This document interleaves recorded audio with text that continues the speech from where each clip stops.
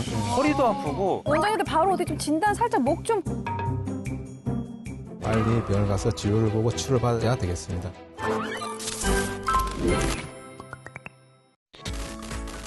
과거 역사적 흐름을 통해 알아본 그때 그 시절 질병을 현대의학으로 재조명해보는 시간.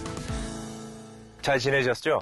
네, 잘 지냈어요. 가면 갈수록 더 예뻐지시네요. 감사합니다. 네. 화사하시네요, 오늘. 선난섬녀. 아니, 선남섬녀라고 했어. 네. 자, 오늘 과몰입 생로병사에서는 근골격계 질환에 대해서 다뤄보려고 하는데요. 네. 이에 관해 전문적인 이야기를 해주실 원장님을 모셨습니다. 원장님, 어서 오세요. 안녕하세요.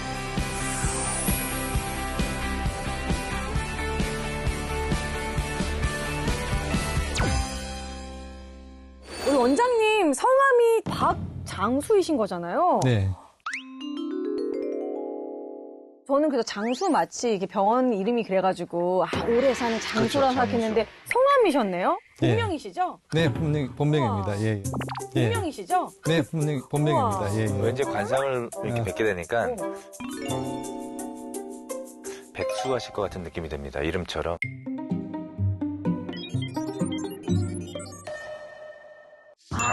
네. 장수 100세까지. 네. 저는 백수. 네. 저 지금 깜짝이야. 네, 그 백수가 아니라. 그래서 저희 병원 모토가 네. 통증 없는 100세 시대로 이야. 정했어요. 이야. 통증 없는 100세 시대. 네. 100세 시대. 네. 정말 좋네요. 네.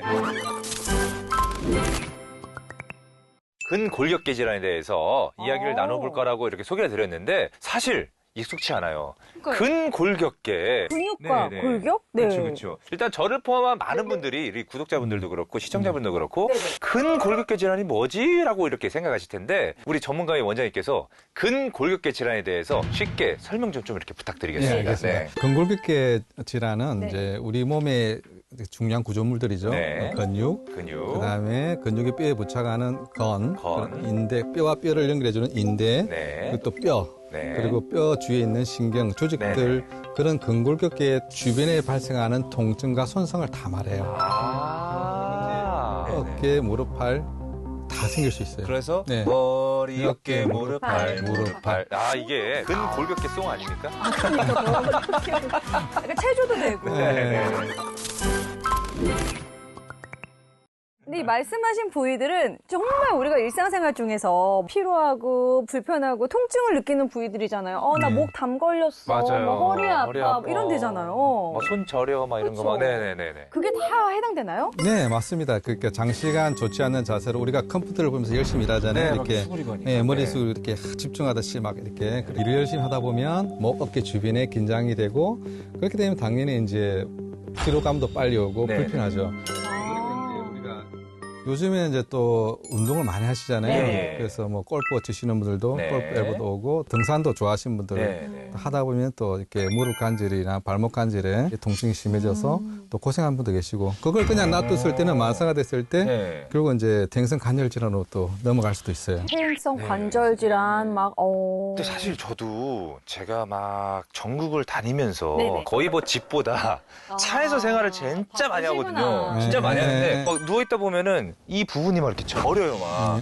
허리도 아프고. 원장님들 바로 어디 좀 진단 살짝 목 좀 받아볼 수 있을까요? 좀 여기 좀 많이 뭉쳤거든요. 얼마나 뭉쳤는지 한번. 해볼까요? 조금 뭉쳐있네요. 이거는 네. 빨리 풀어주셔야 되겠는데. 선생님. 네. 시원한가요? 시원한데요? 좀만 더 해주시면 안 돼요? 좀만 더 해주시면 안 돼요? 그럴까요? 너무 좋은데? 잠깐. 순간. 나도 모르게. 잠깐. 이거 40을 채우고 있어. 이거 과몰입이 아니라. 너무 시원했어요. 조선시대 때나 뭐 좀 위에 있을 때 좀 환자들이 좀 있었을 거 아니에요? 이 조선시대에도 관절은 나라법으로 지켰다고 합니다. 나라법으로요? 네. 장형 아시죠? 곤장. 엉덩이. 그거 이렇게 커가지고 막. 네네. 그래서 과몰입해서 이 나쁜 놈 때리다 보면은 네. 아무데나 막 때릴 수 있잖아요. 네. 그래서 경국대전에 무릎 아래만 때리되 관절은 절대 때리지 말라라고 명시해놨습니다. 엉덩이 부분. 네, 아니면 엉덩이 밑부분. 그쵸. 이 부분을 많이 살이 많은 때리더라고요. 부위만. 네, 관절은 절대 보호해줘라. 그렇게 자세히 이게 명시를 했다는 거는 그만큼 관절이 굉장히 중요하다는 걸 네. 느낀 거잖아요. 맞아요. 네네네. 이 농업국가였던 조선시대는 계속 숙여서 앉았다 일어났다가 이 관절 건강 정말 중요했죠. 조선시대 관련 기록을 살펴보면요. 네. 여러 왕들도 네. 근골격계 질환을 겪었다고 합니다.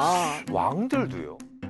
어떠한 이유로 이 근골격계 질환이 발생하게 됐는지 좀 궁금합니다. 아무래도 왕은요, 막 상소문도 많이 올라오고 각종 문서들이 막 쌓여 있잖아요. 네. 지금 우리가 컴퓨터로 일을 오래 하는 거랑 거의 네. 비슷하다고 볼 것 같아요. 그러니까 예를 들어 농사라도 졌으면 좀 이렇게 움직이면서 그쵸. 운동이 됐을 네. 텐데 같은 자세로 앉아 있고 그러다 보니까 아무래도 척추에 무리가 가게 되고 네. 근육이 경직돼서 척추 질환이 발생했을 것 같아요. 더군다나 또 그 위험이 있어야 되니까 항상 또 이렇게 딱 그렇죠. 가부작 들어가지고 딱 이렇게 앉아 있어야 되고 그렇겠네요. 그럴 만도 했겠네요. 네. 네, 맞습니다.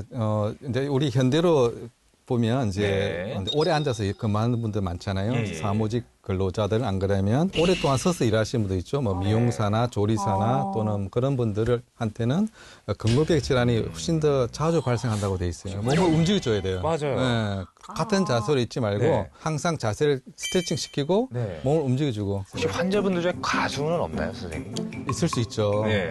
그분들도. 예. 서서 노래하니까. 춤을 춰야겠다. 뭐 춤도 춰도 또 약간 긴장도 하니까. 네. 나중에 약간 100세 시대 맞춰서 스트레칭도 되는 안무 넣으면 좋을 것 같아요. 스트레칭도 되는 안무 넣으면 좋을 것 같아요.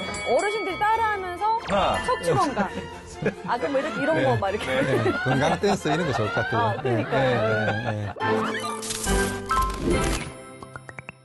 그리고 또 왕은 일반 백성들과 달리 제한된 생활을 했잖아요. 너무너무 운동 부족인 거예요. 그러니까 근육이 약화되고 관절도 이제 저하되고 네. 거기다가 궁중에서는 또 잘 먹죠. 육류부터 해가지고 막 산의 진미 그 위주로 먹었기 때문에 네. 비만과 같은 건강 문제가 많았고 그래서 근골격계 질환 발생률이 높았을 거라고 추측하고 있습니다. 운동을 안 하거나 실내 생활을 많이 하거나 또 고칼리 음식을 자주 섭취하게 될 때 갑자기 체중이 늘어나잖아요. 체중이 늘어나게 되면 아무래도 무릎, 허리 관절에 부담을 주어 이제 관절 손상이 오거나 통증이 발생할 수 있겠죠. 네, 예. 네. 그리고 또 왕의 주된 업무가 문서, 열람, 보고, 받기, 회의, 진행. 왕은 나라의 모든 중대사를 책임져야 했기 때문에 그렇죠. 늘 심리적 압박과 이 엄청난 스트레스 그런 상황에서 계속 상소문 보고 얼마나 힘들었겠어요. 근데 저는 궁금한 게 선생님, 네, 네. 이 심리적 압박과 이 스트레스가 근골격계 질환과 이게 무슨 연관이 있나요? 밀집하죠. 그러니까 심리 스트레스를 집중적으로 받게 되면 네. 근육의 긴장도가 계속 증가되고 네. 근육은 뭉치고 그게 이제 나중에 이제 만성 근육통으로 넘어가게 되고 네. 불편하죠, 이제.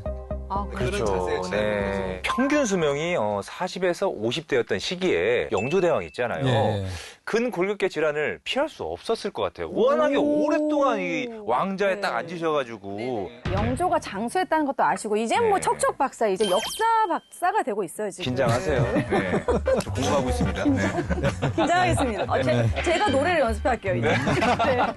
승정원일 기록에 따르면 네. 허리가 아파서 오래 앉아 있을 수 없다. 라며 이 영조가 말년에 허리 통증과 관절염 증상을 호소하는 기록이 있어요. 그렇구나. 그래서 네네. 나이가 들면 네. 이제 척추 관절 근육이 또 대화가 약해지기 때문에 네. 영조 임금님도 아마 네. 나이 때문에 그런 증상들이 아마 있었다고 저는 생각합니다. 예. 노화로 인해서 척추, 관절, 근육이 퇴화돼서 병원을 찾으시는 어르신분들도 굉장히 많으시지 않나요? 네, 많아요. 이렇게 어르신들은 아무래도 이제 골밀도가 감소하기 때문에 뼈가 약해지고 네. 관절 연구도를 달아서 관절을 많이 움직일 때 불편해하세요. 네, 네. 또 척추의 변형도 생기고 자세의 변화도 이렇게 약간 허리가 구부러진다든가 똑바른 자세를 유지하기가 힘들어져요.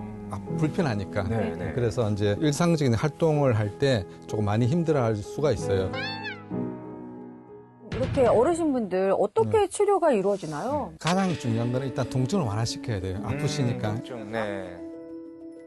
기본적으로 약물 치료, 물리 치료, 또 필요시에는 이제 통증 완화를 위해서 이제 주사 치료를 하게 되는데요. 네. 통증 완화가 어느 정도 이루어졌다가 생각되면 이제 그다음 단계로 근력을 유지, 도수 치료라든지 운동 치료, 또 스트레칭 이런 거 교육을 하게 되고요. 재방문을 통해서 이제 치료 전후 상태를 재평가를 하게 되는데요. 뭐 이분이 어느 정도의 활동 능력을 좀 유지하고 있는지, 네. 좀 전에보다 좀 더 걸을 수 있는지, 일상생활 할 수 있는 정도가 유지되고 있는지를 확인해요. 디테일하네요. 네, 예, 예. 사실 우리 아버님도 네네. 올해 8순이 되셨거든요. 아, 그러셔요? 네, 그러다 네, 보니까 네, 네. 이제 막 다리 종아리부터 해서 허벅지 이런 데도 다 얇아지시고 예전에는 꼿꼿이 이렇게 서 계셨는데 지금은 뭔가를 좀 이렇게 지탱해서 좀 서 계셔야 되고 걸으실 때도 예전보다 좀 많이 보행 능력이 속도가 좀 많이 느려지셨더라고요. 네, 예. 참 안타깝죠, 아들로서. 네네. 네, 그런 모습을 보면은. 네. 네, 좀 명함 좀 주십시오. 네. 좀 명함 좀 주십시오. 네. 네. 끝나고 제가 하나 네. 드릴게요. 아, 저희 예. 시부모님이 네. 약간 근육 네. 등짝이 아프시다고 하는데. 한번 연락 주십시오. 예. 근골격계 질환이 쉽게 발생하기 쉬운 질환인 만큼 네. 일상에서 누구나 흔히 겪을 수 있는 통증이잖아요. 그렇죠. 심각한 질환의 증상을 구별하기가 쉽지 않아서 병을 키우는 경우도 많을 것 같아요. 제가 그러면 예를 들어서 네. 경추 디스크 질환과 네. 급성신경경색 예를 들어보겠습니다. 네. 두 질환군은 초기 증상이 비슷하기 때문에 네. 좀 혼동할 수가 있어요. 예, 예. 목을 뒤로 제끼거나 네. 목에 어떤 특정 안 좋은 자세로 우리가 있을 때 네. 목에서 이렇게 나오는 이 신경들이 이렇게 팔로 내려가잖아요. 예. 그래서 이렇게 자극을 받아요. 그래서 목 경부 통증도 있을 수 있지만 어깨 등배부 팔로 저림증이 발생할 수가 있습니다. 아, 찌릿찌릿. 네, 신경경색 초기도 네. 그럴 수가 있어요. 어. 그래서 신경경색 초기도 이제 보통 우리가 흉통만 생각하잖아요. 네, 가슴 네. 답답하고 흉통만 네, 네. 유사한 그 초기 증상을 갖고 있기 때문에 음. 주의가 필요할 수 있습니다. 어. 그래서 이제 네네. 고혈압, 당뇨, 콜레스테롤, 그다음에 이런 여러 가지 이제 섞여 있는 고위험군들한테는 심혈관 질환 발생 가능성도 염두에 두어야 됩니다. 그렇다면 이런 증상들이 나타나면 병원을 꼭 찾아야 한다 할 시점은 좀 언제인지. 신경경색 때는 빨리 지는 경우도 있어요. 호흡 곤란, 가슴이 답답하고 숨을 못 쉬거나 네. 흉통이 더 악화돼서 힘든 상황이 오는 경우가 많죠.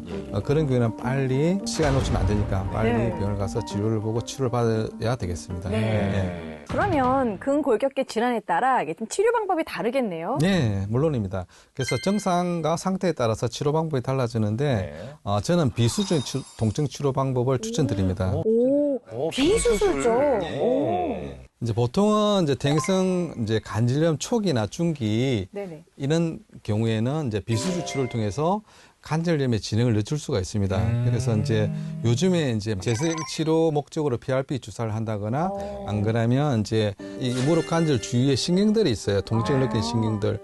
그래서 이제 그걸 이제 직접 초음파를 보고 그 신경 주위에 약물을 주입하거나 제일 중요한 거 네. 적정 체중을 유지해야 돼요. 체중 유지. 체중 네. 유지. 그렇죠. 그 적정 체중을 유지하는 게 무릎 관절 통증에 상당히 중요합니다. 그래서 그렇죠. 이런 여러 가지 치료를 통해서 효과적으로 치료하고 예방할 수가 있습니다. 네. 그 사실 뼈는 이렇게 크기가 정해져 있는데 네. 몸이 비대해지면 무거워지니까 그쵸. 아무래도 큰 짐을 들고 예. 있는 것 같이 네, 맞아요. 힘들 것 예, 같아요. 예, 예. 아니 안 그래도 말씀하실 때 무릎을 네네. 살짝 봤는데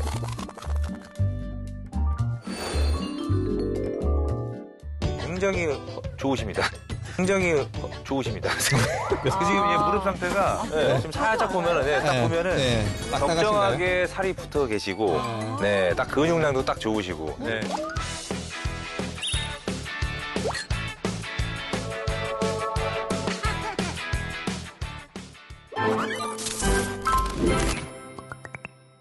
가장 기억에 남는 혹시 치료가 있으시다면 환자분이나 예. 네네. 80세 초반의 할아버지셨는데요. 예. 그 할머니 배우자를 직접 간병하고 계셔서 할머니도 몸이 편찮으셔서 그러셨구나. 네. 대행성 척추 질환과 이제 척추관 협착증 때문에 네. 걸을 때마다 이제 다리가 찌르고 땡기니까 예. 그래서 힘들어하시는데 어르신이 부담스러운 게 이제 허리 척추 수술하더라도 재활 운동 치료도 해야 되고 시간도 많이 걸리고 또 경제적인 부담도 있고 그래서 좀 간단하게 좀 통증 치료할 수 있는 방법이 있냐 여쭤보셔가지고 풍선을 이용한 그 신경성형수라고 있어요. 그래서 풍선이요? 풍선 치료? 풍선을 풍선 치료. 네, 이제 이게 신경성형술이라는 게 있어요. 신경성형술. 그 신경성형술은 일반적으로 이제 꼬리뼈 밑주부 쪽에 국소 마취를 한 다음에 카테터를 진입시키고 네. 카테터를 갖다가 이제 조작을 해서 네. 좁아진 부위를 넓혀주는 거고 거기에다가 직접 약물을 주입을 해요. 예, 예. 근데 이제 풍선은 네. 한 단계 더 업그레이드해서 이제 아까 이렇게 좁아진 부위에다가 네. 넓혀주고 풍선을 확장시켜서 실제로 더 넓혀줘요, 공간을. 풍선 확장술 겸 신경성형술을 했던 거죠. 다행스럽게 큰 문제도 없고 그래서 그 다음날 통증 완화가 진짜 드라마틱하게 좋아지셨고요. 굉장히 만족해 하셨던 그런 표정이 기억에 남습니다. 우리 선생님 모시고 이야기를 나눠봤는데 방송을 보고 계신 우리 시청자분들에게 네. 하고 싶은 말씀이 있으시다면요? 나이는 숫자에 불과하고 통증은 글자에 불과하다. 뭔가 이 선생님의 자신감도 느껴지고요. 되게 좀 의지가 되네요. 아까 전에 살짝 제 어깨에 손 올려 살짝 주물러 주셨잖아요. 네네. 통증이 좀 풀린 것 같은 느낌도 든. 네. 손맛이 있으시군요. 자, 오늘도 이렇게 재밌게 이야기 나눠봤는데 저희는 더 재미있는 이야기로 다음 주에 다시 찾아오겠습니다. 고생하셨습니다. 네, 감사합니다.